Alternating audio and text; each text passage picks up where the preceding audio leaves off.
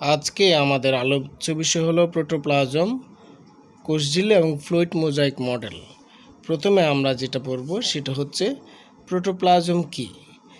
Protoplasm হলো কোষের অভ্যন্তরে স্বচ্ছ আঠালো এবং জেলির ন্যায় অর্ধতরল কলয়েডাল সজীব পদার্থকে প্রোটোপ্লাজম বলে। তার মানে প্রোটোপ্লাজম হচ্ছে স্বচ্ছ আঠালো, খুব স্বচ্ছ এবং কি আঠালো জাতীয় পদার্থের মতো এবং জেলির ন্যায় অর্ধতরল, জেলির মতো থকথকে অর্ধতরল, এটা পুরোপুরি তরল নয়, অর্ধতরল জেলির মতো। হ্যাঁ, আর কলয়েডাল মানে কি? কলয়েডাল মানে হচ্ছে যেটা পানি ধরে রাখতে পারে। কলয়েডাল মানে হচ্ছে কি যেটা পানি ধরে রাখতে পারে। কলয়েডাল সজীব পদার্থকে বলে প্রোটোপ্লাজম। প্রোটোপ্লাজম 70 থেকে 90% পানি। বিজ্ঞানী হ্যাক্সলি বলেন প্রোটোপ্লাজম হলো জীবনের ভৌত ভিত্তি। হ্যাঁ, যেহেতু প্রোটোপ্লাজমের মধ্যে 70 থেকে 90% পানি থাকে, যার কারণে বিজ্ঞানী হ্যাক্সলে প্রোটোপ্লাজমকে জীবনের ভৌত ভিত্তি হিসেবে আখ্যায়িত করেন। এই প্রোটোপ্লাজম এর এক কোষের জন্য অনেক গুরুত্বপূর্ণ অংশ। প্রোটোপ্লাজম সাধারণত কি নিয়ে অঙ্গ নিয়ে গঠিত এবং কি উপাদান আছে আমরা সেগুলো একটু ভালোভাবে জানব। দেখি আমরা এটা যদি একটা কোষ হয় তাহলে কোষের এটা হচ্ছে কোষপ্রাচীরের ভিতরে একদম যেটা আছে সেটা হচ্ছে প্রোটোপ্লাজম এবং এর মধ্যে থেকে প্রোটোপ্লাজম প্রোটোপ্লাজম গঠিত হয় সাধারণত সাইটোপ্লাজম এবং নিউক্লিয়াস। এই দুইটা অংশকে একত্রে বলা হয় কি প্রোটোপ্লাজম। সাইটোপ্লাজম এবং কি নিউক্লিয়াসকে একত্রে আমরা কি বলি প্রোটোপ্লাজম। তাহলে আমরা জানলাম কি সাইটোপ্লাজম এবং নিউক্লিয়াস দুইটা মিলেই হয় কি প্রোটোপ্লাজম। সাইটোপ্লাজমের মধ্যে বিভিন্ন ধরনের সাইটোপ্লাজমীয় অঙ্গাণুও থাকে। এখন থেকে আমরা প্রোটোপ্লাজমের ভৌত বৈশিষ্ট্য কি আমরা আগে পড়েছি অর্ধস্বচ্ছ এবং কি বর্ণহীন। এটিতে নির্দিষ্ট কোনো আকার নাই, কালার নাই। এটা হচ্ছে দানাদার এবং কলয়েডাল। আপেক্ষিক গুরুত্ব পানির চেয়ে বেশি। এর আপেক্ষিক গুরুত্ব পানির চেয়ে বেশি কার? প্রোটোপ্লাজমের। তো কি আপেক্ষিক গুরুত্ব পানির চেয়ে বেশি বিধায় এটা পানিতে দিলে এটা ঠিক কি নিচের দিকে নেমে যাবে, মানে ভিতরে ডুবে যাবে, উপরে ভাসমান অবস্থায় থাকবে না। প্রোটোপ্লাজমের চলন। প্রোটোপ্লাজমের জলস্রোতের মতো যে চলন দেখা যায় তাকে আবর্তন বা সাইক্লোসিস বলে। প্রোটোপ্লাজমের জলস্রোতের মতো যে চলন দেখা যায় তাকে আবর্তন বা সাইক্লোসিস বলে। অর্থাৎ প্রোটোপ্লাজম অর্ধতরল বিশিষ্ট হওয়ায় তার মধ্যে এক ধরনের চলাচল বা মুভমেন্ট দেখা যায় যাকে বলা হয় কি আবর্তন বা সাইক্লোসিস। আমরা এখানে দেখতে পাচ্ছি এখানে প্রোটোপ্লাজম অর্ধতরলগুলো চলাচল করছে, একেই বলা হয় আবর্তন বা সাইক্লোসিস। এই সাইক্লোসিস বা আবর্তন দুই ধরনের হয়। একটা হচ্ছে একমুখী আবর্তন, যে চলনে প্রোটোপ্লাজম একটি গহ্বরকে কেন্দ্র করে ঘুরতে থাকে, তাকে বলা হয় একমুখী আবর্তন। আরেকটা হচ্ছে বহুমুখী আবর্তন, যে চলনে প্রোটোপ্লাজম কতগুলো গহ্বরকে কেন্দ্র করে ঘুরতে থাকে তাকে বলা হয় কি বহুমুখী আবর্তন। তাহলে আমরা পেলাম দুই ধরনের আবর্তন বা সাইক্লোসিস। একটা হচ্ছে একমুখী আবর্তন বা একমুখী সাইক্লোসিস, আরেকটা হচ্ছে বহুমুখী আবর্তন বা বহুমুখী সাইক্লোসিস। এখন আমরা যেটা পড়বো সেটা হচ্ছে কোষঝিল্লি। খুবই ইম্পর্টেন্ট। যে সূক্ষ্ম স্থিতিস্থাপক বৈষম্যভেদ্য লিপোপ্রোটিন দ্বারা গঠিত দ্বিস্তরী কোষকে আবৃত করে রাখে তাকে কোষঝিল্লি বলে। স্থিতিস্থাপক কথাটার অর্থ হচ্ছে সে আকারের পরিবর্তন হলেও ঠিক আগের জায়গায় চলে যেতে পারে। বৈষম্যভেদ্য মানে হচ্ছে সে কোনো কিছুই সব কিছুই তার ভিতর দিয়ে পাস করতে পারে না। 50% পদার্থ এর ভিতর দিয়ে পাস করতে পারে বা পাস করতে পারে না, তাকে বলা হয় বৈষম্যভেদ্য ঝিল্লি। লিপোপ্রোটিন মানে হচ্ছে এই কোষঝিল্লি লিপিড এবং প্রোটিন দ্বারা গঠিত একটি দুই স্তরী বলা হয়েছে। কেন? লিপিড এবং প্রোটিনের দুইটা স্তর তাকে বলা হচ্ছে দ্বিস্তরী ঝিল্লি। তাকেই বলা হয় কি কোষঝিল্লি। হ্যাঁ, এখন দেখি আমরা এখানে দেখি এই যে কোষঝিল্লি এখানে দেখতে পাচ্ছি, এখানের মধ্যে একটা লিপিডের স্তর আছে, হ্যাঁ, আর একটা হচ্ছে প্রোটিনের স্তর থাকে। এটা নিয়ে অনেক মতবাদ আছে, আর সেটা আমরা জানবো। কার্ল নাগেলি সর্বপ্রথম এই কোষঝিল্লির নামকরণ করেন। আমরা দেখতে পাচ্ছি বিজ্ঞানী কার্ল নাগেলি সর্বপ্রথম কোষঝিল্লি নামকরণ করেন। কোষঝিল্লি ভাঁজ সৃষ্টি করে। কোষঝিল্লি কী সৃষ্টি করে? তার প্রাচীরে ভাঁজ সৃষ্টি করে, একে বলা হয় মাইক্রোভিলাই। এখন দেখতে পাচ্ছি আমরা এখানে কোষঝিল্লি তিন দিকে একরকম এবং উপরের দিকে এক ধরনের ভাঁজের মতো অবস্থার সৃষ্টি করেছে, যাকে বলা হয় কি মাইক্রোভিলাস। অন্তঃগহ্বরে প্রচুর থাকে। অন্তঃগহ্বরে এটা সাধারণত গহ্বরের মধ্যে প্রচুর থাকে। কোষের অভ্যন্তরে অধিক প্রবিষ্ট মাইক্রোভিলাসকে পিনোসাইটিক ফোসা বলে। কোষঝিল্লির অভ্যন্তরে ভেতরের দিকে অধিক প্রবিষ্ট একদম কেন্দ্রের দিকে করে প্রবিষ্ট একটা পেয়ালার মতো করে যে একটা দেখা যাচ্ছে, আবরণ দেখা যাচ্ছে, এটা ভাঁজ করা অংশ দেখা যাচ্ছে, এটাকে বলা হয় কি পিনোসাইটিক ফোসকা। হ্যাঁ, এখন এই কোষঝিল্লি নিয়ে অনেক বিজ্ঞানী অনেক ধরনের মতবাদ দিয়েছেন। আমরা দেখতে পাবো কোষঝিল্লি সম্পর্কে অনেক ধরনের মতবাদ আছে, যার মধ্যে অনেকগুলো মতবাদের মধ্যে উল্লেখযোগ্য দুটো হচ্ছে, একটা হচ্ছে স্যান্ডউইচ মডেল, একটা হচ্ছে কি স্যান্ডউইচ মডেল, হ্যাঁ, আরেকটা হচ্ছে ফ্লুইড মোজাইক মডেল। একটা হচ্ছে স্যান্ডউইচ মডেল এবং আরেকটা হচ্ছে কি ফ্লুইড মোজাইক মডেল। আমরা এখানে যার মধ্যে অধিকতর গ্রহণযোগ্য যে মডেলটা বর্তমান থেকে এখন পর্যন্ত যে মডেলটা সর্বজন গৃহীত এবং অধিক গ্রহণযোগ্য, সেটা হচ্ছে ফ্লুইড মোজাইক মডেল। আমরা একটু দেখি স্যান্ডউইচ মডেল। স্যান্ডউইচ মডেলে দুপাশে প্রোটিনের স্তর থাকে। স্যান্ডউইচ মডেল আমরা যদি একটা স্যান্ডউইচ কল্পনা করি, তাহলে দুপাশে দুইটা পাউরুটি থাকে, মাঝখানে কিছু কি উপাদেয় পুষ্টি দ্রব্য থাকে। তো দ্রুপ এখানেও স্যান্ডউইচ মডেলটাও ঠিক তাই, তার সে অনুযায়ী নামকরণ করা হয়েছে স্যান্ডউইচের সাথে তুলনা করে। এই দুই পাশে ওই পাউরুটির দুপাশের স্তরটা দুইটা হচ্ছে প্রোটিনের স্তর এবং মাঝখানে থাকে হচ্ছে কি লিপিডের স্তর, যার কারণে এর নাম হয়েছে স্যান্ডউইচ মডেল। এখানে দেখতে পাচ্ছি এই যে এখানে একদম দুপাশের একটা হচ্ছে উপরের দিকে একটা প্রোটিনের স্তর এবং কি নিচের দিকে একটা প্রোটিনের স্তর, মাঝখানে হচ্ছে কি লিপিডের স্তর। আমরা যদি একটা স্যান্ডউইচের সাথে কল্পনা করি, তাহলে ঠিক একই প্রোটিনের স্তর দুই পাশে থাকে দুই পাউরুটির মতো এবং মাঝখানে থাকে কি লিপিডের স্তর, যার কারণে একে বলা হয়েছে কি স্যান্ডউইচ। এখন আমরা যেটা পড়বো ফ্লুইড মোজাইক মডেল, যেটা খুবই ইম্পর্টেন্ট বা খুবই গুরুত্বপূর্ণ এই ফ্লুইড মোজাইক মডেল। এখানে আমরা দেখব ফ্লুইড মোজাইক মডেলে কি আছে গঠনগতভাবে আমরা একটু দেখি। যেটা যদি আমরা দেখি একটা ফ্লুইড মোজাইক মডেলের, এটা একটা মোজাইকের মতো দেখতে, যার কারণে এটাকে ফ্লুইড মোজাইক মডেল বলা হয়। এখানে আমরা দেখতে পাচ্ছি উপরের দিকে কমলা কালারের, হ্যাঁ, একটা উপরের দিকে কমলা কালারের স্তর আছে, আবার ঠিক নিচের দিকেও একটা কি কমলা কালারের স্তর আছে। এই কমলা কালারের স্তরগুলোকে বলা হয় ফসফোলিপিডের স্তর। ফসফোলিপিড মানে হচ্ছে ফসফেট প্লাস লিপিড দ্বারা গঠিত দুইটা স্তর। এবং এই উপরের দিকে একটা ছাউনির মতো একটা কমলাকারের স্তর দেখতে পাচ্ছি, আর নিচের দিকে একটা স্তর এবং মাঝখানে রয়েছে বিভিন্ন ধরনের প্রোটিন। আমরা দেখি এখানে একটা বিভিন্ন ধরনের প্রোটিন দেখতে পাচ্ছি। একটা দেখো পেরিফেরাল প্রোটিন দেখা যাচ্ছে পরিধির দিকে, পেরিফেরাল একদম ঠিক এই স্তর দুইটার মাঝখানে, মানে ফসফোলিপিড যে দুইটা স্তর বলেছি ফসফেট এবং লিপিড দ্বারা গঠিত, উপরের দিকে একটা ছাউনির মতো স্তর দেখছি আমরা কমলা কালারের, হ্যাঁ, বিন্দু বিন্দু উপরের গুলাকে হচ্ছে ফসফেট এবং নিচের দিকে হচ্ছে লেজের মতো যেগুলো হচ্ছে লিপিড স্তর, এবং এর মাঝখানে কিছু এখানে প্রোটিন দেখা যাচ্ছে। এই প্রোটিনগুলো তাদের অবস্থানের ভিত্তিতে কিছু নামকরণ আছে। যেমন ধরো পেরিফেরাল প্রোটিন মানে কি, এটা পরিধির দিকে বা প্রান্তের দিকে অবস্থিত বিদায় এর নামকরণ করা হয়েছে পেরিফেরাল প্রোটিন বা প্রান্তীয় প্রোটিন। হ্যাঁ, তার মানে আমরা বুঝতেই পারছি যেটা পরিধির দিকে অবস্থান করে বিদায় এর নামকরণ করা হয়েছে পেরিফেরাল প্রোটিন। আরেক ধরনের প্রোটিন দেখা যাচ্ছে যেটা হচ্ছে একদম পুরোটা সম্পূর্ণ দুই স্তর, মানে ফসফোলিপিড বাইলেয়ার, মানে হচ্ছে দুইটা স্তর ফসফোলিপিডের স্তর বলেছিলাম আমি, একটা উপরের দিকে একটা নিচের দিকে।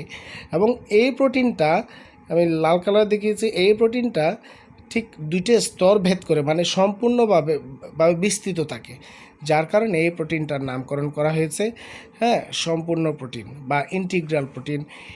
এছাড়াও আরও বিভিন্ন ধরনের প্রোটিন আছে, ট্রান্সপোর্ট প্রোটিন আছে, আলফা হেলিক্স প্রোটিন আছে, বিভিন্ন গ্লোবিউলার প্রোটিন আছে, গ্লাইকোপ্রোটিন আছে। আমরা এই জিনিসগুলো সম্পর্কে একটু জানব। আপাতত এখন আমরা জানলাম একটা হচ্ছে পেরিফেরাল প্রোটিন আর একটা হচ্ছে ইন্টিগ্রাল প্রোটিন। এখানে আরেক ধরনের প্রোটিন আমি দেখতে পাই, সেটা হচ্ছে গ্লাইকোপ্রোটিন। গ্লাইকোপ্রোটিন জিনিসটা কি? এখানে গ্লাইকো মানে হচ্ছে গ্লাইকোজেন, যেটা এক ধরনের শর্করা। গ্লাইকো মানে হচ্ছে গ্লাইকোজেন, যেটা এক ধরনের শর্করা, প্লাস প্রোটিন। তার মানে গ্লাইকোপ্রোটিন হচ্ছে কার্বোহাইড্রেট ও প্রোটিনের সমন্বয়ে গঠিত, মানে গ্লাইকোজেন ও প্রোটিনের সমন্বয়ে গঠিত, সেজন্য এর নাম একে বলা হয় কি গ্লাইকোপ্রোটিন। আমরা এখানে দেখতে পাচ্ছি ঠিক উপরে নিচের দিকে একটা গ্লাইকোপ্রোটিনের একদম নীল কালার যেটা, সেটা হচ্ছে প্রোটিন, আর উপরে একটা চেইনের মতো দেখতে পাচ্ছি, সেটা হচ্ছে গ্লাইকোজেনের চেইন। সেটা কি গ্লাইকোজেন বা শর্করার চেইন। এই দুইটাকে একত্রে বলা হয় কি গ্লাইকোপ্রোটিন। আর একটা হচ্ছে গ্লাইকোলিপিড, একটা হচ্ছে গ্লাইকোলিপিড মানে হচ্ছে তাও একই, গ্লাইকোজেন বা শর্করা প্লাস লিপিড। গ্লাইকোজেন বা শর্করা প্লাস লিপিড, এখানে চেনের মতো যে অংশটা দেখছি সেটা হচ্ছে গ্লাইকোজেনের চেইন বা শর্করার চেইন। এবং এই শর্করার চেইনটা কার সাথে, আমি যে বলেছি এখানে কমলা কালারের একটা স্তর, ফসফোলিপিডের স্তর, লিপিডের সাথে এটা যুক্ত থাকে বিদায় একে বলা হচ্ছে গ্লাইকোলিপিড বা গ্লাইকোলিপিড, যেটা শর্করা ও লিপিডের সমন্বয়ে গঠিত। শর্করা বলতে আমরা কি গ্লাইকোজেন প্লাস শর্করা বলতে পারি। আরও কিছু প্রোটিন দেখা যায়, যেমন ধরো একটা হচ্ছে আলফা হেলিক্স প্রোটিন, যেটা পেঁচানো অবস্থায় পুরো দুইটা স্তর জুড়ে বিস্তৃত, এবং কি ট্রান্সপোর্ট প্রোটিন, যেটা ট্রান্সপোর্ট বা বিভিন্ন ধরনের আয়নিত অণু ট্রান্সফার করার জন্য ব্যবহৃত হয়, এটা বলা হয় ট্রান্সপোর্ট প্রোটিন। তাহলে আমরা দেখলাম এখানে প্রোটিনের মধ্যে অনেক ধরনের peripheral, integral, alpha helix, transfer protein, glycoprotein. এখন আমরা দেখি এই চিত্রের সাথে মিলিয়ে এখানে আমরা কি অন্য আমরা দেখতে পাই, সেটা হচ্ছে প্রথমটা আমি যেটা, সেটা হচ্ছে ফসফোলিপিড বাইলেয়ার। এই ফসফোলিপিড বাইলেয়ার এক অণু গ্লিসারলের সাথে দুইটি নন পোলার ফ্যাটি অ্যাসিড ল্যাস ও একটি পোলার ফসফেট মাথা থাকে। তাহলে বাই মানে কথা হচ্ছে দুই, তার মানে আমরা বুঝতে পারছি একটা এই যে ফসফোলিপিড এখানে বাইলেয়ারের মধ্যে মানে দুইটা লেয়ারের মধ্যে কি থাকবে, এখানে প্রথমত হচ্ছে একটা গ্লিসারল থাকবে, সেটার সাথে একটি পোলার ফসফেট মাথা থাকবে। আবার বলছি এখানে কি থাকবে, পোলার ফসফেট মাথা থাকবে, যেটা এই যে আমি এখানে দেখাচ্ছি, যেখানে দুইটা স্তর দেখিয়েছি আমি কমলা কালারের স্তর, এটা হচ্ছে ফসফেট মাথা, পোলার ফসফেট মাথা, যেটা পোলার থাকে, পোলার মানে পোলারাইজড অবস্থায় থাকে, মানে চার্জিত অবস্থায় থাকে। আরেকটি থাকে দুইটি, যেটা হচ্ছে নন পোলার ফ্যাটি অ্যাসিড ল্যাস, নন পোলার ল্যাচ, যেটা ফ্যাটি অ্যাসিড দ্বারা গঠিত। তাহলে ফসফোলিপিড বাইলেয়ারের প্রতিটি ফসফোলিপিড স্তরে মাথার মতো যে অংশটা সেটাকে বলা হয় পোলারাইজড ফসফোলিপিড, এবং লেজের মতো যে দুটো অংশ তাকে বলা হয় কি নন পোলার লিপিড, মানে ফ্যাটি অ্যাসিড দ্বারা গঠিত। তার মানে ফসফোলিপিড বাইলেয়ারের গঠিত হয় তোমার একটি গ্লিসারল এবং পোলারাইজড ফসফোলিপিড এবং কি নন পোলারাইজড ফ্যাটি অ্যাসিড। এর মধ্যেই থাকে মেমব্রেন প্রোটিন তিন ধরনের, যার মধ্যে একটি হচ্ছে ইন্টিগ্রাল প্রোটিন, আমরা আগে আলোচনা করে এসেছি। ইন্টিগ্রাল প্রোটিন যেটা দুই স্তরের মধ্যবর্তী অবস্থায় থাকে। একটা হচ্ছে পেরিফেরাল প্রোটিন, প্রান্তের দিকে যে প্রোটিনটা তাকে বলা হয় পেরিফেরাল প্রোটিন, এটা হচ্ছে ইন্টিগ্রাল। এবং পেরিফেরাল হচ্ছে কি যেটা প্রান্তের দিকে থাকে। আরেকটা হচ্ছে লিপিড সংযুক্ত প্রোটিন, যেটা লিপিডের সাথে সম্পৃক্ত অবস্থায় থাকে। আরেকটা হচ্ছে গ্লাইকোক্যালিক্স।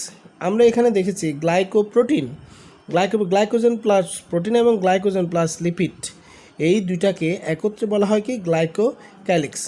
আর একটা হচ্ছে কোলেস্টেরল হচ্ছে ফসফোলিপিডের ফাঁকে ফাঁকে এগুলো অবস্থান করে, যাদেরকে বলা হয় কোলেস্টেরল। তাহলে আমরা কি এখানে অনেক কিছুই দেখলাম, যে পুরো কোষঝিল্লির ফ্লুইড মোজাইক মডেলের মধ্যে আমরা কি দেখতে পেলাম, phospholipid bilayer, membrane protein, glycocalyx এবং কি কোলেস্টেরল। এবং এই ফ্লুইড মোজাইক মডেলের মধ্যে এক ধরনের মুভমেন্ট বা চলন দেখা যায়, যাদেরকে বলা হয় ফ্লিপ ফ্লপ মুভমেন্ট। লিপিড বা প্রোটিনের অণু তরলের ন্যায় পাশে ব্যাপ্ত হওয়া বা অক্ষে বরাবর ঘুরতে থাকাকে ফ্লিপ ফ্লপ মুভমেন্ট বলে। তার মানে এখানে এই ফসফোলিপিড বাই লেয়ারের মধ্যে এখানে যে প্রোটিন বা লিপিড অণুর লিপিড ও অণুর স্তর রয়েছে, এখানে মাঝে মধ্যে তোমার লিপিড বা প্রোটিন অণুগুলো চলাচল করে। চলাচলের কারণে এরা মূলত মনে হয় যে এক ধরনের মুভমেন্ট করছে, মানে তরলের নাই, যার কারণে একে বলা হয় কি ফ্লিপ ফ্লপ মুভমেন্ট। কেন এই মডেলের নাম ফ্লুইড মোজাইক মডেল?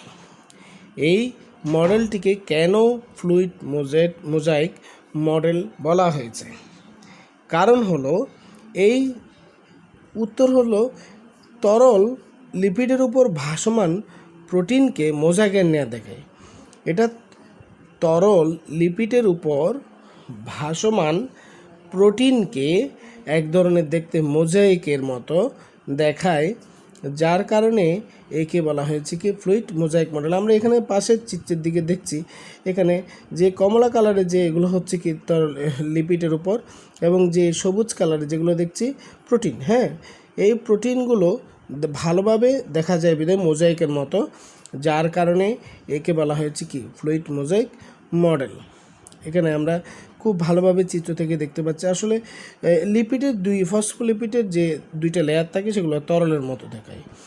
এই মডেলে ভাসমান প্রোটিনকে ভাসমান হৈমোসিলিয়ার মতো দেখায়, মানে আইসবার্গ।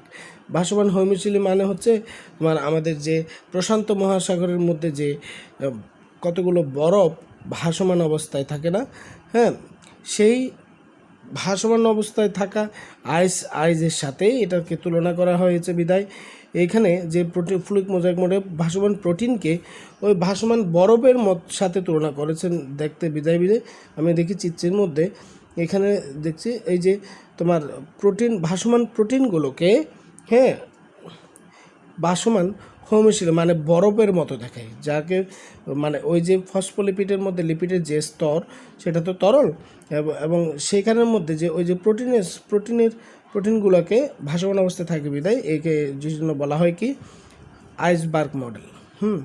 এখন দেখি কোষঝিল্লির রাসায়নিক গঠনের মধ্যে কী কী দেখি। এই কোষঝিল্লির রাসায়নিক গঠন যদি আমি বিস্তারিত দেখি তাহলে দেখবো এর 60 থেকে 80% প্রোটিন দেখব, হ্যাঁ, 20 থেকে 40% দেখব লিপিড, এবং পলিস্যাকারাইড দেখব হচ্ছে 4 থেকে 5%। হ্যাঁ, এর মোট ওজনের 75 ভাগই হচ্ছে কি লিপিড। মোট ওজনের 75 ভাগে হলো কি লিপিড। এখন আসি আমরা কোষঝিল্লির কাজ কি। কোষঝিল্লির কাজের মধ্যে যদি দেখি, এটি কোষের সব বস্তুকে ঘিরে রাখে, এটা কোষীয় সব ধরনের বস্তুকে ঘিরে রাখে। আরেকটা কোষ হচ্ছে বাইরের প্রতিকূল অবস্থা হতে অভ্যন্তরীণ বস্তুকে রক্ষা করে। এই কোষঝিল্লি বাইরের কোনো কিছুর আঘাত হতে ভেতরের অংশগুলোকে রক্ষা করে, অভ্যন্তরীণ যতগুলো অংশ আছে সবগুলোকে রক্ষা করে।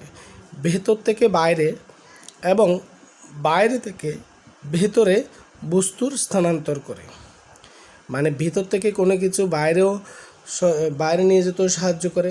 আবার এটা যেহেতু এর স্তরটা যেহেতু বৈষম্যবেদ্য, তাহলে নিশ্চয়ই এখানের মধ্যে ভেদ করে কোনো কিছু চলাচল করে। হ্যাঁ, তাহলে এর কোষঝিল্লি ভেদ করে ভিতর থেকেও কিছু রাসায়নিক পদার্থ বা অন্য কিছু বাইরে চলে আসতে পারে, আবার বাইরে থেকেও কিছু পদার্থ ভিতরেও যাতায়াত করতে পারে ভেদ করে। সেজন্য বলা হচ্ছে এর ভিতরেও বাইরে থেকে বস্তু, হ্যাঁ, স্থানান্তর করতে পারে। এরপরে আরেকটা যে বৈশিষ্ট্য কাজ সেটা হচ্ছে এনজাইম ও অ্যান্টিজেন ক্ষরণ করে। এনজাইম সম্পর্কে তো আমরা জানি, কোষঝিল্লি যে এনজাইম ক্ষরণ করে সেটা মূলত বিভিন্ন ধরনের বিপাকীয় কাজে গুরুত্বপূর্ণ ভূমিকা পালন করে। আর অ্যান্টিজেন ক্ষরণ করে কথাটার অর্থ কী? আমরা জানি বিভিন্ন ধরনের রক্তকণিকা, আমরা এখানে দেখছি রেড ব্লাড সেল, মনে করি একটা, এই রেড ব্লাড সেলের বাইরে যে আবরণ সেটার নাম হচ্ছে কোষঝিল্লি। এই কোষঝিল্লি থেকে বিভিন্ন ধরনের কি অ্যান্টিজেন ক্ষরণ হয়। হ্যাঁ, এই অ্যান্টিজেন ক্ষরণ করার কারণে আমরা খুব সহজেই ব্লাড গ্রুপিংগুলো করতে পারি। তাহলে আমরা জেনে গেলাম এনজাইম ও অ্যান্টিজেন ক্ষরণের কাজ কী। তারপরে 5 নাম্বার যেটা হচ্ছে কোষের বাইরে থেকে নিউরোট্রান্সমিটার এবং কি হরমোন ইত্যাদি রূপে তথ্য সংগ্রহণ করে। অর্থাৎ কোষঝিল্লির মাঝখানে কিছু গ্রাহক অবস্থান করে। আমি এখানে ইউর মতো দেখাচ্ছি, এই কোষঝিল্লির মধ্যেই তাই কিছু গ্রাহক, হ্যাঁ, যে এই গ্রাহকগুলো যদি কোনো নিউরো ট্রান্সমিটার বা হরমোন যদি আসে সেইগুলো থেকে তথ্য নিয়ে ভিতরে, হ্যাঁ, এই তথ্যগুলো সংগ্রহ করতে পারে। আবার বলছি যে এই যে এখানে গ্রাহকগুলো সেই নিউরো ট্রান্সমিটার বা থেকে হরমোন থেকে তথ্যগুলো ভিতরে প্রবেশ করতে পারে। আরেকটা হচ্ছে স্নায়ু উদ্দীপনা পরিবহন করে। স্নায়ু উদ্দীপনা পরিবহন করে এই কোষঝিল্লি স্নায়ু যে উদ্দীপনাগুলো স্নায়ুর মধ্যে বাইরে যে আবরণ আছে সেই উদ্দীপনাগুলো নিয়ে পরিবহন করতে পারে। ধন্যবাদ।